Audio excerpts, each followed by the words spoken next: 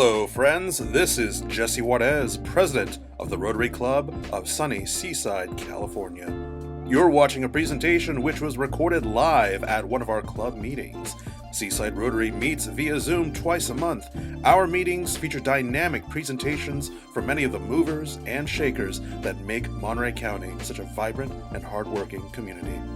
If you'd like to join a meeting or learn more about Rotary and the work that we do, you can reach out to Seaside Rotary Club at gmail.com. Again, that's Seaside Rotary Club at gmail.com.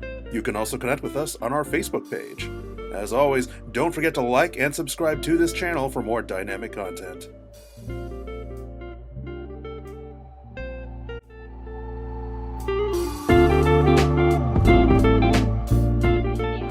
So there you go.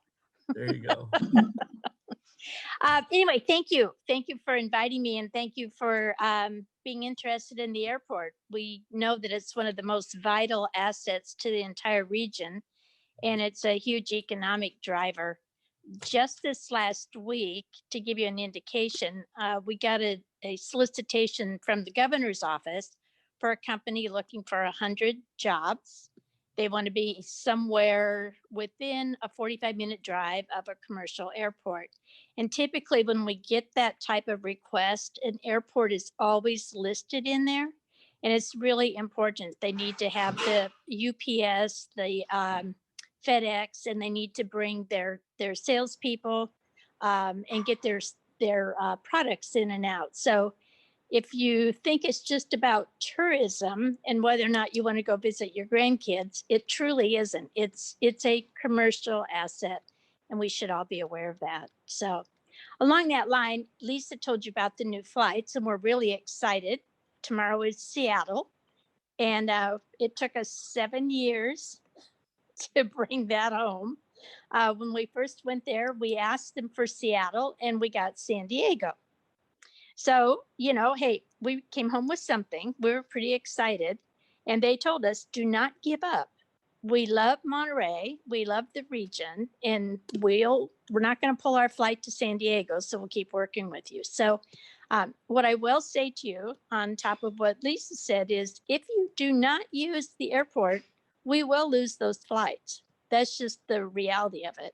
So we ask you, when you're looking, please take into consideration your time, the cost of parking in San Jose or San Francisco, or if you take the Airbus or whatever, look at the total piece before you discount, I can't fly out of Monterey. And oftentimes flying out of Monterey is cheaper, even on the ticket price, than it is if you go north.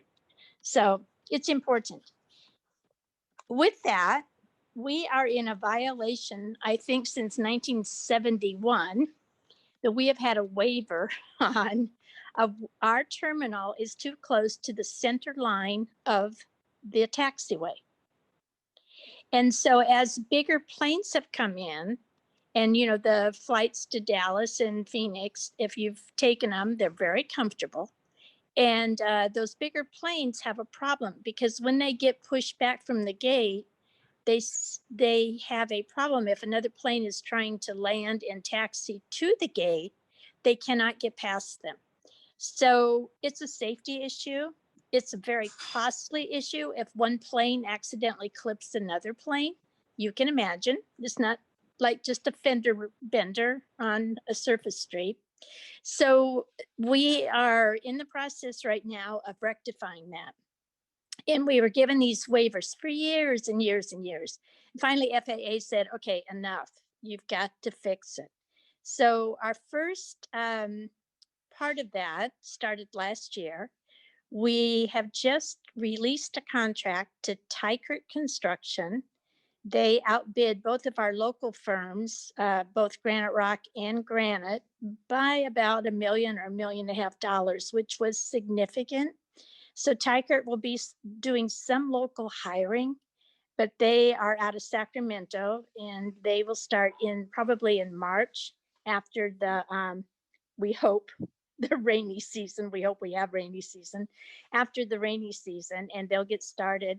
And they will complete a service road, which our staff desperately needs. It's not a very good condition of a gravel road that goes along the back side of the airport down like above Tarpe's. So a lot of people don't realize we own Tarpe's, and Tarpe's is a tenant of ours. We also own the land under Jack in the Box and the 7-Eleven down there. So that's all airport property. But if you are ever at Tarpe's at lunchtime, when some of the planes go over, you know it's a they seem like they're pretty low, but they're landing right above there in a very short space on the first part of our runway. So we've got a service road that runs between Tarpe's and the runway, and it's got to be fixed. So that's our next project. And I think our total costs were about $3 million that we'll bring in. And Tykert tells us that we will have about 220 jobs created as they work through that process. So that's a boon to our area right now when our unemployment rates are so high. We have a new terminal that'll be the absolute end all on all of this, and the new terminal, which is what started it, moved the terminal, will move to where our long-term parking lot is now, and so that's kind of what you're going to see. But it's a domino effect. One thing has to be moved, so the next thing can be moved, so the next thing can be moved, and it's kind of like a nice ballet. You get it all working, and hopefully it'll all come together. And I think we should start to see maybe groundbreaking 4 to 5 years from now on a new terminal. So we're going to look this next month. We're going to actually look at some cost estimates on a smaller terminal than what we had originally anticipated. I think COVID has really shown a lot of airports of what the terminal of the future can look like, and so we're working toward that. But there was 2.5 years of community input on that. This didn't just happen. This has been about a 10-year process to get to this point. And a lot of people from the community participated. We're very excited. We had a lot of good input. And one of the things that came out of it, and I appreciate this being a little older, is to have jetways from the building. I think people were very, very concerned that as they get older, to have to go out in inclement weather and then climb the smaller steps to get on a regional jet. So we will have actually kind of like a big city airport. We'll have a jetway that comes from the terminal directly to the plane. So you do not have to step out there on a heavy foggy day or a rainy day. So that's kind of what we're doing with that. There'll be some changes and some, I've learned 12 years on the board, be flexible and be adaptable because you never know what's coming next. And we also have to keep our eye on companies like Joby to see if there's an opportunity that we would have a small regional taxi like a Joby that would take people if they needed to go from point A to point B. So we're still looking at that. That one's going to require a lot of battery storage, and it will probably be associated with our flight-based operation, which is the Monterey Jet Center. And that's a huge tenant for us and an important asset. The JSX that I think everyone got so excited about that was going to fly from Monterey to Orange County was canceled. Orange County, actually, the folks at Newport Beach decided that JSX was getting a little too frisky and they did not want them at their airport anymore. So that is on hold, but we anticipate that we'll see them back hopefully this summer because they know that they've got a good market between Southern California and the Monterey Peninsula. So the airport derives a lot of its income from our tenants and not from airlines. If you look at the north side of our airport, we are just chock full of small businesses over there. So there are all types of companies that work with construction industry and that work with car and auto bodies and car repair. And it's probably one of the last ungentrified places on the Monterey Peninsula where you can have that type of business and not have people yelling that it's down the street from them. So we've worked hard to really maintain good relations. And fortunately for us, during this entire period of COVID, they have been exceptionally busy over there, and it's been good. We've seen little interruption in revenue. Speaking of COVID, in the first round of funding, our airport received $12.6 million from the CARES Act. And as a board, we chose to share that across the board with all of our aviation related tenants. So we shared it with Tarpies also because we felt like with their closure by the county that they were really suffering at a disadvantage. So we gave a complete rent abatement. We didn't defer anything. It was complete rent abatement from April, and it is now through the end of this month. And the board is going to look at it again, actually on this month's agenda, to extend that for another few months. It's a way to keep our airport tenants healthy, and it's to keep all of those people that work in the airport employed. And we all know that that's one of the most important things. And really, that was the intent of the CARES Act money. It was not for projects and it was not for other things. So we chose to take our 12.6 million and use it over a 4-year period and use it however we felt it was best to keep as many people employed and to keep the airport whole. We anticipate with this new round of funding that will come within the next couple of months, we will probably see another $2 to $3 million, and we're not sure what the parameters will be on that yet, but we will definitely use it to share with the community and with our tenants so that we can keep everyone busy. And I think it's important for you all to know that with the increasing home deliveries, one of the things we've noticed is that FedEx has a larger plane out there all day, and so does UPS. So there are always planes parked down at the end of long-term parking, but now we've got bigger ones. And what we see is that people are definitely using it a whole lot more. So we'll see how that trend goes. There is, speaking of development, there is an inquiry floating around that Amazon is interested in a small distribution warehouse in our region.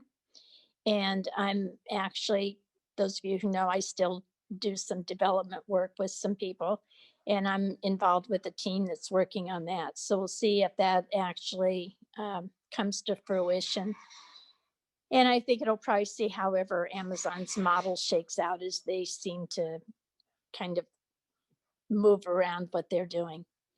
There's a lot of activity out at Joby's, and I think that Joby Aviation is really it's a huge plus for our region. It's a great way to employ younger people who have technical skills. They have huge, massive 3D printers, and they have things that just kind of boggled my mind, things I never would have thought existed except in a Marvel comic book in the 60s or 70s.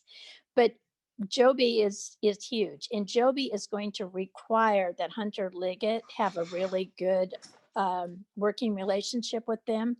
I don't know if you saw, but the Air Force put, I think, a huge sum of money into Joby, and they're working with them. So using our military and Defense Department assets for Joby is also a huge boon. The Defense Alliance, of which I am part, has a economic impact report that it's at the printer right now, and we'll release that. But it's really eye-opening to see the almost $2 billion in economic impact from the military assets. And they have continued to be strong. And I think it's one reason why the peninsula has not suffered as badly through the COVID, because they did a lot, they tightened their belts, they kept people on campus, but those paychecks still came here. And there's a lot of families that are associated with that, and a lot of professors who have some pretty good jobs, a lot of analysts, a lot of people employed. 12% of the DLI population lives in the city of Salinas. I think people don't realize that, but that is both instructors, admin, and a few active duty senior military. So people are spread out all around, and it's important. MST's new surf bus that'll go from Marina directly to Sand City is a huge boost to get people off the roads and to move the population to jobs and back to their homes.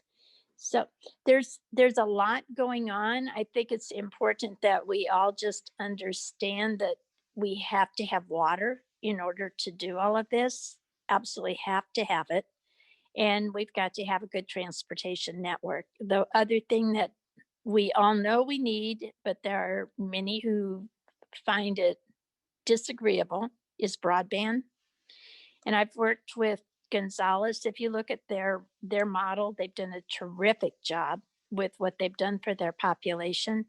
But this pandemic has really brought home, I think, how many people can work out of their homes, and how many children need to have good broadband in order to succeed at school. So I'm personally devoted to all three of those topics. I think it's something that we have to all keep our eye on and work on. And none of this is an island, it's all interconnected. And I will say to every elected official, every time they vote no on a water source, they are voting no on housing. So you can wring your hands all you want about housing, but if you continue to fight against a water source, there will be no housing and there will be no jobs. So with that, I would open it up to questions or comments. As your colleague on the board, I'm going to go ahead and field the questions today. And I'll start. The first question was from Steve about, is there any relationship with Fleet or NPS and local military association with the airport? Yes, there is. So on the north side of the airport is the Fleet Numerical. And they have I think they have about 120 employees there. They provide the weather for the entire military worldwide, which is pretty phenomenal. And I was given a tour there last year, just kind of a crazy thing that happened. But they were talking about the fact that they need to have a better power supply because PG&E is extremely expensive. But more importantly, when PG&E goes dark on them, they've got a huge backup, but it's not enough for the amount of computers they're running. So as an airport board, we have looked at giving up a little bit of our land, not giving it, but using it to do another solar farm back there. We have our own, which supplies 92% of our power, but we would do another one and then provide them hopefully with the microgrid. And that should keep them all happy back there and keep the Navy happy because it would lower their costs. So Jared just asked, how much has the pandemic changed the long-range strategic plans for the airport? It made us all take a look at what we were doing. But you know what? It really didn't change where our population wants to go. And we have been told repeatedly our population wants to be able to go east, and they don't want to have to fly to LA to then go east. They don't want to fly to San Francisco to go east. They want to start from here and go east. So we worked really hard with United to hold on to that Denver flight, and they pulled it in January and put it somewhere else, but they brought it back. So we have opportunities to go to Phoenix, to Denver, and to Dallas. And the pandemic, if anything, it strengthened that because the best flight is Dallas. So obviously, people want to go to a larger metropolitan connection where they have more opportunities to connect to wherever else they're going. And what we find is a lot of our agricultural companies have a lot of business dealings either in Central America or South America. And that's a great airport for them to make the connections that they need. So the pandemic, I think it kind of strengthened what we were doing, but it also told us if we could get one more connection going east, that would probably be really well received by our community. Okay, David Cassis is wondering how the new restaurant, Woody's, is doing, and are they surviving? If you haven't had a chance to go meet Tim Wood, you should. The man is amazing. He's bright and funny, but he is working tirelessly to provide us with really good, fresh, quality food, and he's doing good.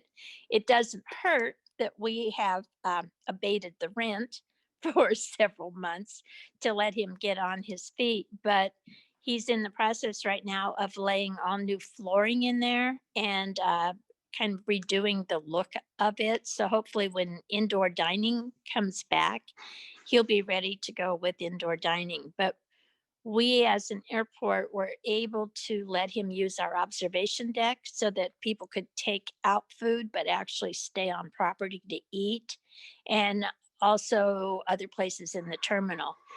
So thank you to all the locals. Tim had a huge following of his own, and those people are in there every day ordering something to have delivered out to Carmel Valley Ranch or Carmel Valley. But we're very fortunate.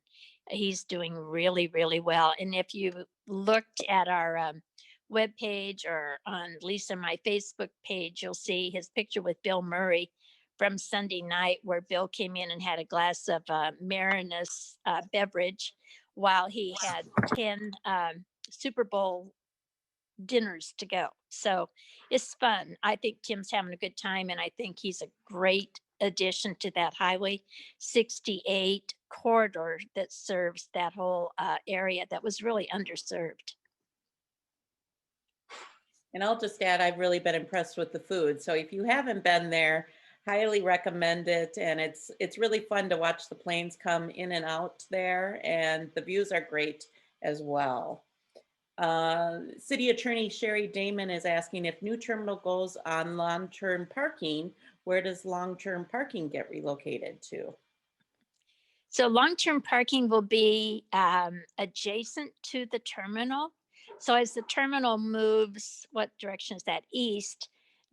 The long-term parking will actually be attached to the building. So instead of being flat like it is now, it'll probably be 3, maybe 4 levels of parking, not on the scale of San Jose and those places, but it's the trend now. If you've been in and out of any of the new parking structures where they're attached to the terminal and you come out and the car rentals are right there and then your parking is right there. So I think it will work, and I think it will be a really nice way.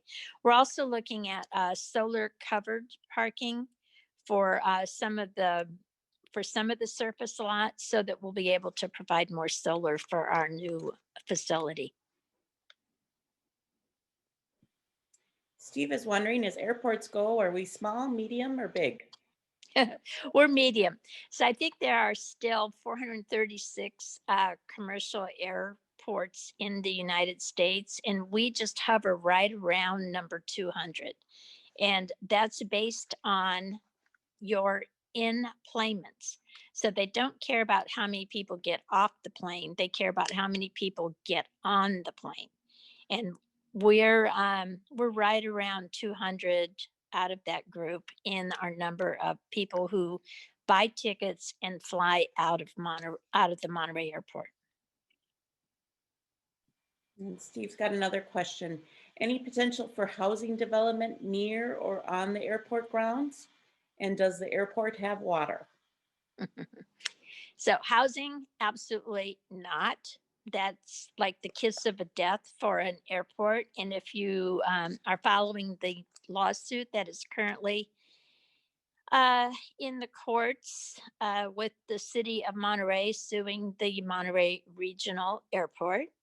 It is because the folks who live over on the north side of the airport off of Airport Road are extremely unhappy with anything that the airport would do over there.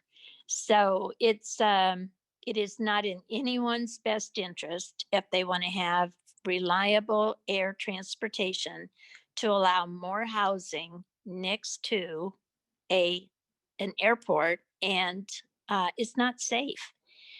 Airports make a lot of noise when those engines run up. There's nothing you can there's nothing that mitigates that.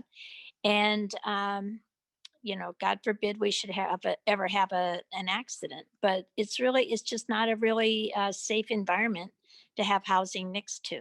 The city of Monterey has allowed, they voted to make a line down the middle of the road on Garden Road. And if you are on the airport side of Garden Road, they have decided that's too noisy for housing.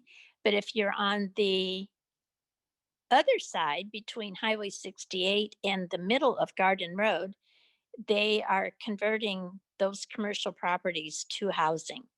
So we did not fight it. We gave our protest based on FAA guidelines, and the city found that our protests were not valid.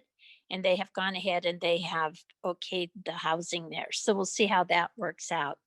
As for water, we have old Navy wells that were there from the 40s, and they're over on the north side off of Airport Road. And the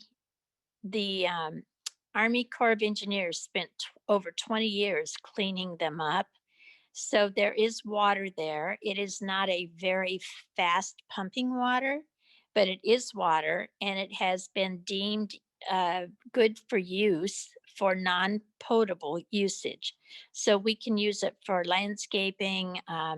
We may be able to use it for a car wash. So we're in the process right now. We've spent quite a bit on engineering and hydrology studies, and we'll determine what we can do with that water, and that will offset our usage of Cal-Am's potable water, which would be really great.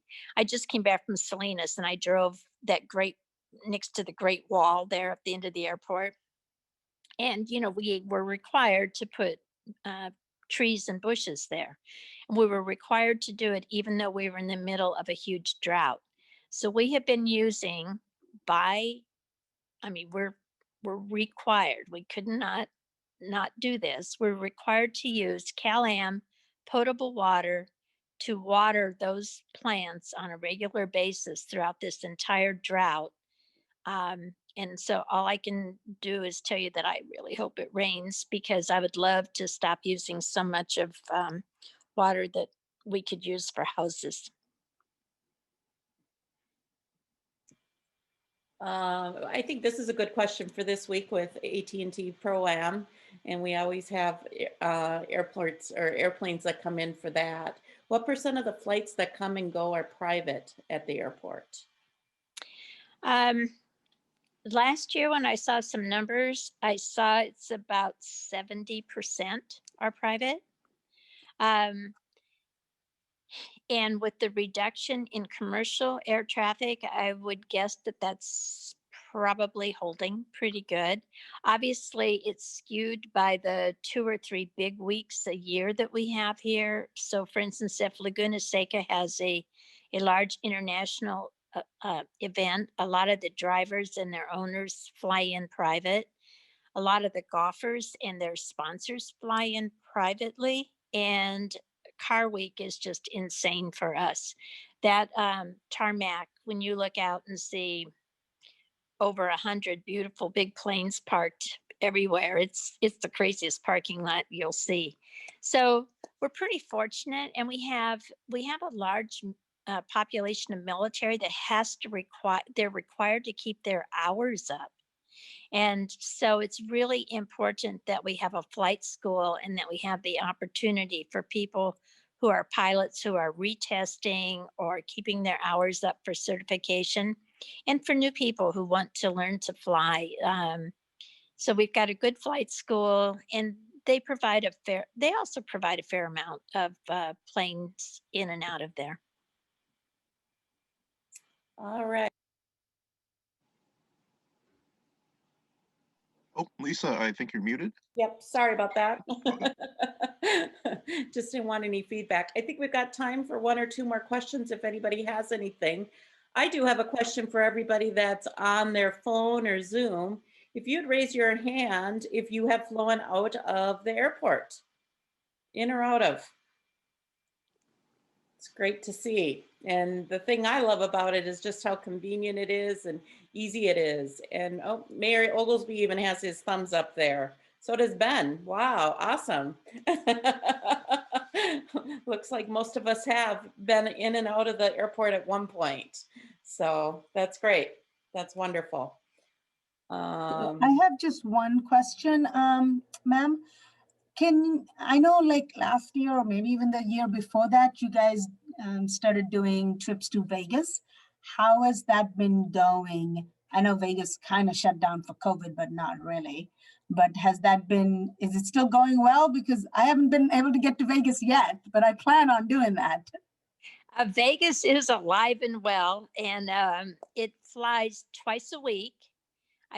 I believe it's Thursdays and Sundays, and it's been around 50% full. The flights have been about 50%. They were a little fuller right when they first resumed, because I think people had so much pent up demand. They were like you, like, haven't been, I need to go.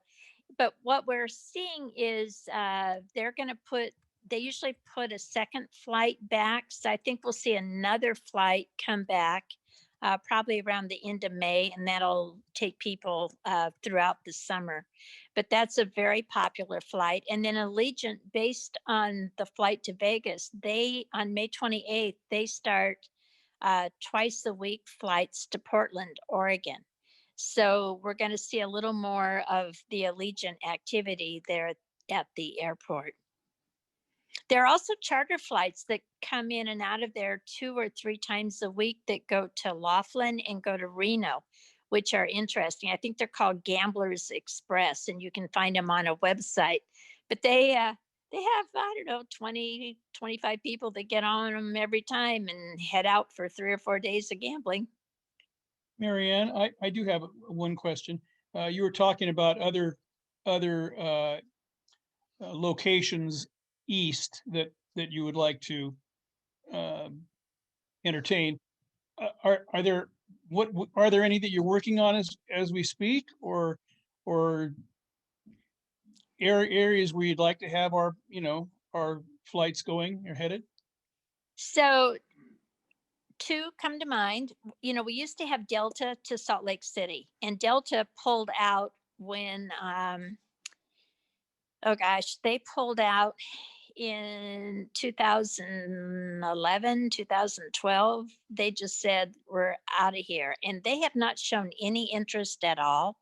But there are a couple of smaller airlines that are actually talking to us about Salt Lake City. So that would be great, because the connections out of Salt Lake City are pretty good. And then we're talking to one major carrier, and it's a long shot, but it's a good shot, to go to Chicago. Great. So that would be a real plus, because I think there are so many people that do go to that area, and that way they wouldn't have to change planes. So we're constantly looking for opportunities, and with a couple of small airline startups, they're also looking for places where they can not have a hub, but have a smaller operation. And we've actually got all of the tools in place. We've got airline mechanics. We've got everything that they would need to choose Monterey. So we're working on that. So okay. The other question was, years ago, I'd mentioned it to Lisa.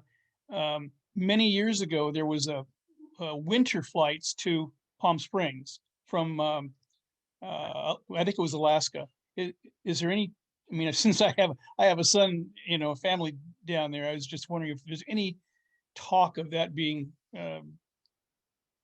coming back. So we have talked considerably with a couple of the airlines. A couple of the airlines are interesting. They pull planes based on, like, they'll take them to Big Bear, or they'll take them to Mammoth, or they'll take them to Yosemite only during the summertime. They're just seasonal flights.